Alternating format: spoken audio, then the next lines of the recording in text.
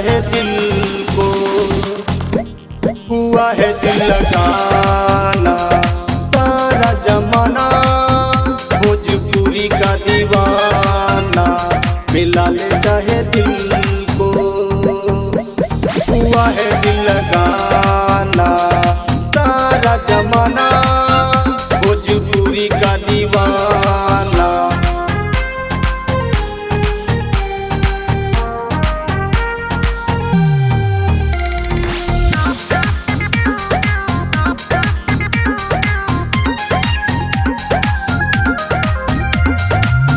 चाहिए थोड़ा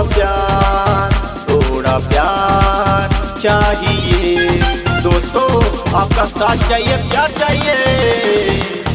जाने मन कुल बदन, जाने मन कुल बदन, मन ले मेरी बात। चाहिए थोड़ा प्यार चाहिए। सारा जमाना भोजपुरी का दीवाना मिला ले चाहे दिल को, हुआ है दिल लगाना सारा जमाना, भोजपुरी का दीवाना।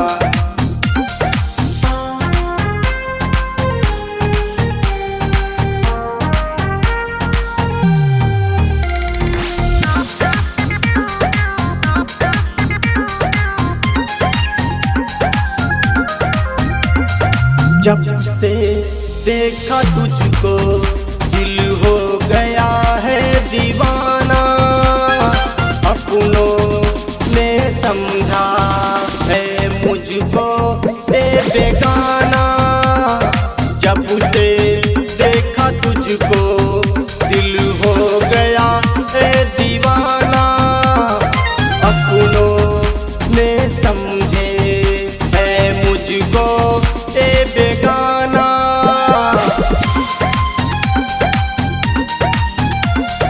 सारा जमाना भोजपुरी का दीवाना मिला ले चाहे दिल को, हुआ है दिल लगाना सारा जमाना, भोजपुरी का दीवाना।